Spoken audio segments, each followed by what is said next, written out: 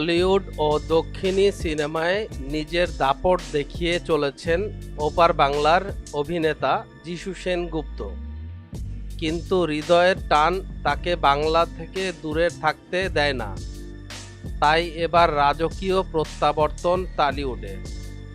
শুধু অভিনয় নয়, প্রযোজনা ও পরিচালনা ক্ষেত্রেও পা বাড়িয়েছেন অভিনেতা। আর এই প্রত্যাবর্তনের মঞ্চ হয়ে উঠেছে অঙ্কুশ হাজরার মির্জা 2। প্রথম মির্জায় দর্শক দেখেছিলেন অ্যাকশন, আবেগ আর এক দুর্দান্ত ভিলেন কৌশিক গাঙ্গুলিকে। কিন্তু গল্পের স্রোতে কৌশিকের চরিত্রের সমাপ্তি ঘটে। তাই সিকুয়েলে আসছেন এক নতুন ও তুখোর ভিলেন। মূলত সেই ভিলেনই হচ্ছেন যিশু সেনগুপ্ত।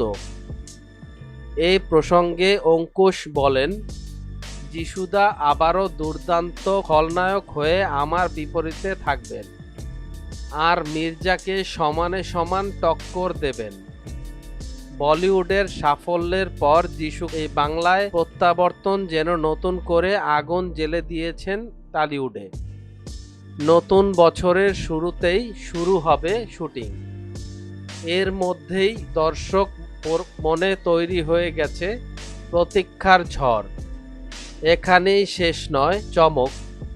কিছুদিন আগে শোনা যায় ছবির পরিচালনা বদলে যেতে পারে, কিন্তু গুঞ্জন থামিয়ে অঙ্কুশ নিজেই জানালেন, প্রথম ছবির মতোই পরিচালনার দায়িত্বে থাকছেন সুমিত সাহিল জুটি, আর প্রযোজনার ভার সামলাবেন সানি ঘোষ রায় ও স্নিগ্ধা বসু।